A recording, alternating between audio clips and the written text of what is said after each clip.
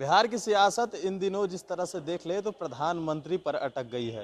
Upendra Kushwaha daily बयान दे रहे हैं कि प्रधानमंत्री जिस तरह से बात कर ले तो नीतीश कुमार प्रधानमंत्री के लायक है।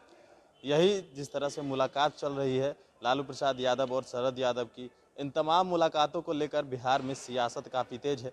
जेडीयू के प्रवक्ता ने कहा है कि बात करते हैं समाजवाद की, लेकिन वंशवाद को बढ़ा रहे हैं। हमारे साथ आरजेडी की प्रवक्ता हैं सारिका पासवान, उनसे जानते हैं कि आखिर इस बात को किस तरह से देखते हैं। देखिए, उपेंद्र कुशवाहा जी ने जो बात कही कि नीतीश कुमार जी पीएम मटेरियल है, तो कोई गलत तो कही नहीं उन्होंने भाई। इसके पहले भी हम सब जानते हैं कि नीतीश जी एक ज़माने में उनकी भी बड़ी दिली ख्वाहिश थी कि वो पीएम के कैंडिडेट बने। और अगर आज उपेंद्र कुशवाहा इस तरह की बातें कर रहे हैं तो कहीं ना कहीं मुझे लगता है अंदर खाने कुछ तो सुगबुगाहट होगी, तभी वो इस तरह की बातें बाहर निकल के आ रही है। और देखिए, अभी हमने देखा फ्रेंडशिप डे के दिन जिस तरीके से नीतीश जी चौटाला साहब से मिले, जो कि एक कट्टर विरोधी बीजेपी के माने जाते हैं, और बहुत दिनों तक बीच में नीतीश जी की उनके साथ जब से वो गठबंधन में आए बीजेपी के, तो उनकी मुलाकात नहीं थी। लेकिन अचानक ही अभी मिलना और इस तरह की चीज़ें बाहर निकल के आना, तो मुझे लगता है कि एक सपना जो नीतीश जी ने सोचा था एक ज़माने में प्राइम मिनिस्टर बनने का, वो वापस से उनके दिल में जग गया। और जगना भी चाहिए भाई, स्वाभाविक बात है अगर वो सोचते हैं ऐसा। और ये बिहार के लिए भी एक गौरव की बात होगी कि बिहार का कोई व्यक्ति प्रधानमंत्री बने।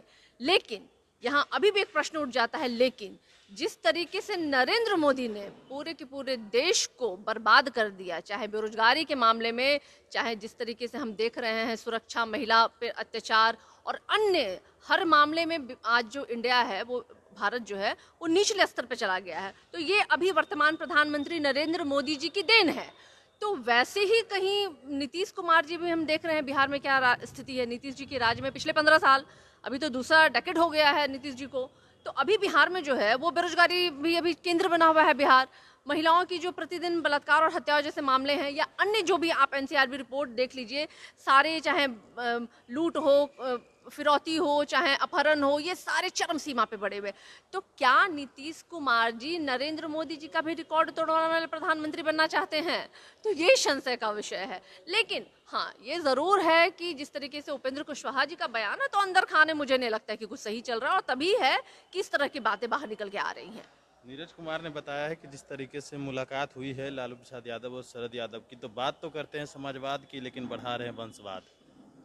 समाजवाद के बहुत बड़े नेता माने जाते हैं लालू प्रसाद यादव, और इसके लिए डिग्री मुझे नहीं लगता है कि नीरज जी को देने के पास, उनके पास ऑथराइज भी हैं कि वो देंगे। बिहार की जनता जानती है, और यही कारण है कि राष्ट्रीय जनता दल जो है ना, आज बिहार की नंबर 1 की पार्टी है। और इसके लिए सर्टिफिकेट कोई जेडीयू का आदमी नहीं देगा हमें, बिहार की जनता ने दिया है।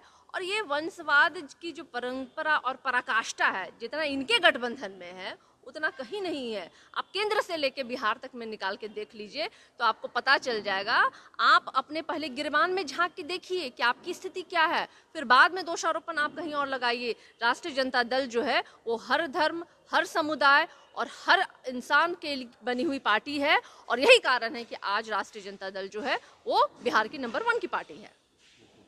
तो ये थे हमारे साथ सारिका पासवान, आरजेडी की प्रवक्ता। कई सवाल थे जो हमने इनसे जाने, और भी अपडेट्स देंगे बड़े इंफॉर्मेशन के साथ। नमस्कार।